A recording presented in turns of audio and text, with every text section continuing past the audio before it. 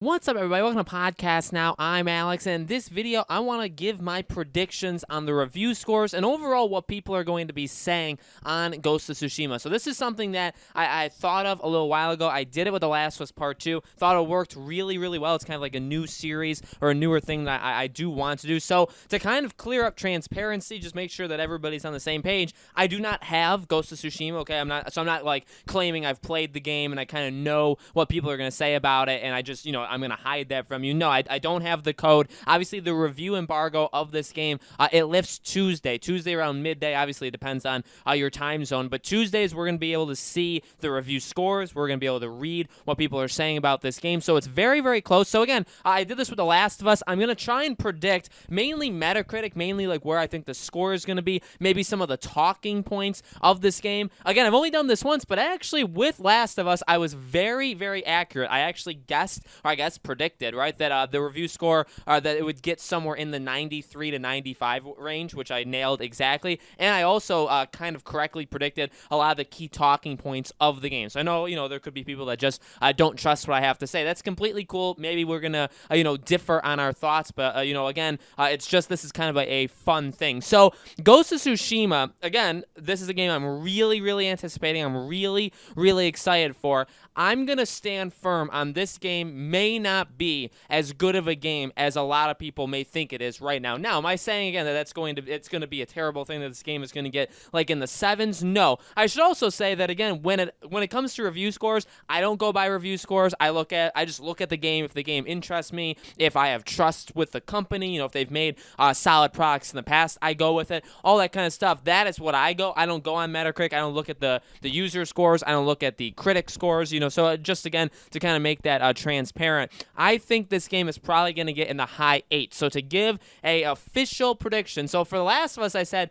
93 to 95. So let me, if you guys would gladly do this, let me have those 3 kind of points. I'm going to say that it's going to be 86 to 89. I feel like somewhere in that range is where this game could be. I feel like you're definitely, and again, like with any game that gets reviewed, you're going to have people that give really high scores. You're going to have people that maybe give, slightly lower scores. I think this game will probably settle in around the high 8s. At least, honestly, that's what I'm hoping. There is definitely a form of bias. I mean, I do want this game to be good. I want this game to succeed. I like Sucker Punch. I've liked the Infamous games in the past. I didn't actually like Second Son, but I want this game to be good. So I may understand, if you guys come at me saying like Sony fanboy, I guess you have legs to stand on with that argument. I mean, I do want this game to be good. And again, I wouldn't be surprised if this game gets in the 9s. I also honestly wouldn't be all that surprised if this game got lower. As I've said with this game, the thing that really worries me the most is how everything kind of comes together. We've seen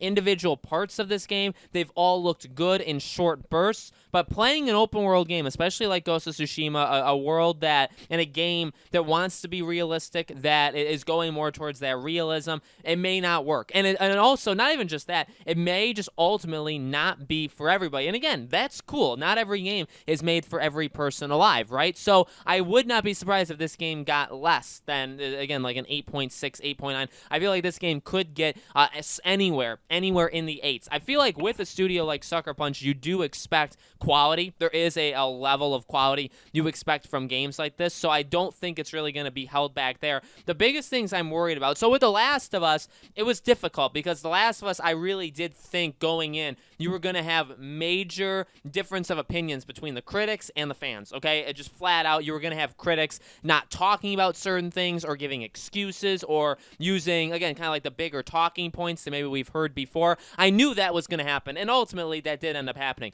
With Ghost of Tsushima, it's a little bit more difficult because what are going to be the major things in this game? I feel like the world can both be a strength and a weakness to this game. I feel like potentially running out of things to do or not having enough things to do or the game ending too soon. I feel like those are all things that could potentially get in the game's way, right, in terms of a negative, but also if it's the reverse and if the world is filled and if the world does have a lot going on with it, it's definitely a positive. Another thing is the story and characters. Now, a lot of people took what I said in the last video I said of like 3 things the game can't do. A lot of people took it and kind of just ran in the complete opposite direction. I have nothing against this game being Japanese. I have nothing against this game focusing on a samurai. My point is that it is hard, and I get get it. I mean, some games you play as like animals, some games you play as figures that you're never gonna be. So it's like, okay, well, how can you relate to Blank? How do you relate to Master Chief, or how can you relate to,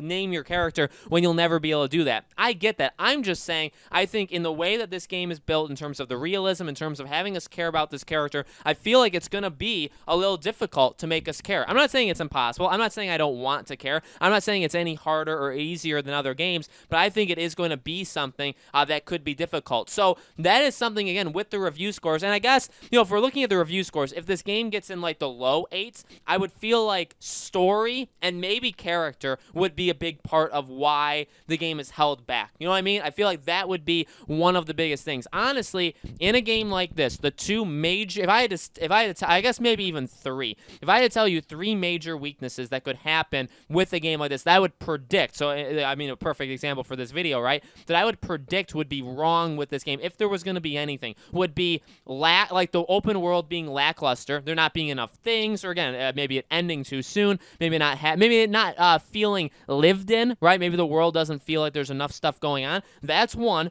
The story and the character. That is in my opinion, those are the three things. If you look at even like a comparison, which I don't know how, when all's said and done, will you be able to compare this to like Horizon Zero Dawn? I think in some ways, I think you'll be able to do that. Horizon, one of its major strengths was its lore, was how did these machines get here? Who is Aloy? Who are her parents? Things like that. That really helped. Aloy was a pretty solid character. I think there was a lot going her way with that, right? So I think, succeed, and the world, I would say, in terms of like livable, was probably the weakest of those three. I do think, the fact that different areas in that world had different like machines in it, I feel like that was good, right? And every machine was kind of different, and you had to adjust your play style to these different machines. But literally feeling like the world had stuff going on, I didn't feel like maybe that was the strongest suit of Horizon. So it'll be interesting to kind of compare and contrast. How does Ghost of Tsushima do? I think those are going to be the major talking points. So if the game is a little weaker, I feel like the talking points will be the story didn't really work, or the character, you never really felt for him, you never really like understood this or that, whatever.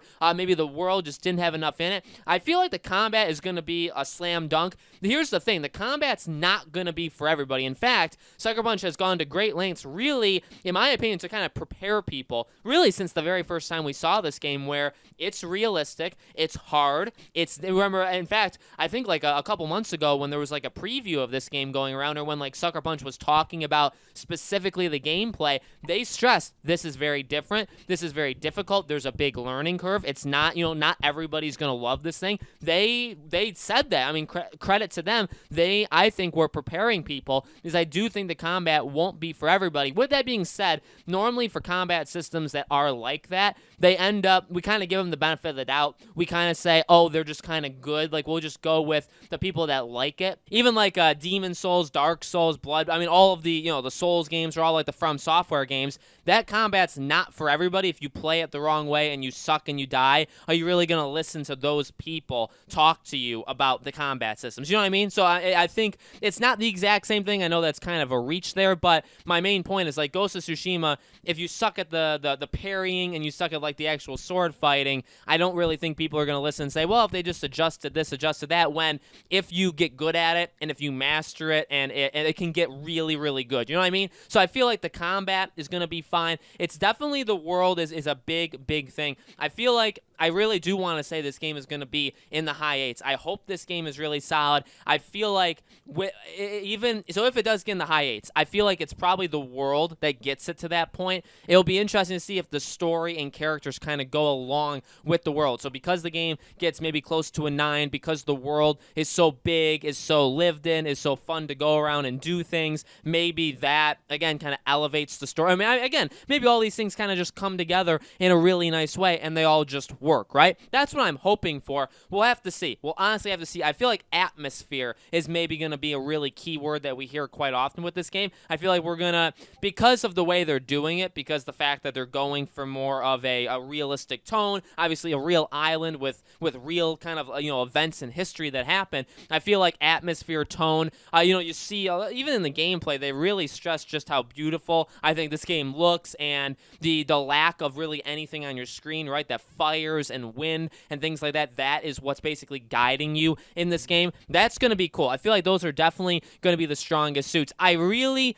find it next to be quite honest with you, I don't think this game is going to be a bad game. I don't think we'll see, I mean, again, obviously we may see review scores get in the 6s, get in the 7s. I don't think the average would be that low. I really feel like the average will probably be somewhere in the 8s, whether it's the low or high 8s. That's obviously something that I can try and predict, but we don't know for sure. But I really do think it's going to be carried by those things. With that being said, honestly, again, and this is brutally honest because I do love this game from what I've seen so far, and I do want this game to be really good, but if I'm being honest with you, I honestly feel like my certainty in my heart of that this game is not going to be like a terrible game, it's not going to get 5s, 6s, 7s, like it's almost a lock for the 8 territory, I can almost tell you just as sure that it probably will not get in the mid-9s. Now, what I will say is, again, just because a game doesn't get a Metacritic average of the mid-9s doesn't mean it's a failure. I mean, that would literally put it with some of the all-time greats, right? Now, again, you can argue with games like The Last of Us Part 2, like, does that kind of throw the marker off, you know what I mean? But, in general, on Metacritic, or just anywhere in a gaming, website, and pick your gaming website, by the way, when you have that, and you have games get in that mid-9 range, I mean, those are elite games. Not every game, in fact, very few games get 9, 9.5, 10. Again, on Metacritic, if you have games that are average 93, 94, 95, 96, I mean, those are some of the best. Those are, again, not necessarily all of them, but a lot of them are some of the greatest games that I've ever released, right? So I'm not saying Ghost of Tsushima getting an 88 on Tuesday when we see it gets an 88, let's say. I'm not saying that we should all hit the panic button, right? That's a very, very good score. And ultimately, again, even for someone like me, I love making these kinds of videos. I think they're really fun. I think it's a very different thing to do. But even, again, being honest with you, I don't even care about review scores. I really, and maybe you guys don't believe me because I make videos like this, but in all truth, I don't go by the review scores at all. I've already made up my mind that I'm getting Ghost of Tsushima. I mean, if it gets like a 2 and everybody says, oh my god, it's catastrophically bad, maybe I'll obviously kind of like take note of that. But honestly, I just go based off of what I've seen, right? So, guys, let me know in the comments below. What do you think? What kind of review scores do you think Ghost of Tsushima is going to get? What do you think are going to be the talking points for the game? Let me know your thoughts in the comments below. On Tuesday, we'll go over the review scores. So when the review scores are posted, when we've kind of read them, when we've watched them, I'll definitely do a follow-up video where I'll react to whatever people are saying about the game. Obviously, the game comes out next Friday, or this upcoming Friday at this point, right? And I'm going to be playing it. We'll live stream it. We'll be having videos on it. Lots of stuff Ghost of Tsushima related coming up in the very, very near future, okay? Thank you guys so much for watching. Make sure, as always, you're subscribed, have the bell icon turned on, and check out my second channel. I'll leave a link for that in the description below. I'm going to be covering it there as well. So there's going to be some content on that channel that you're not going to get on this one. So again, if you guys haven't already checked it out, it'll be in the description below, okay? Thank you guys so much for watching, and I'll see you all on the next video.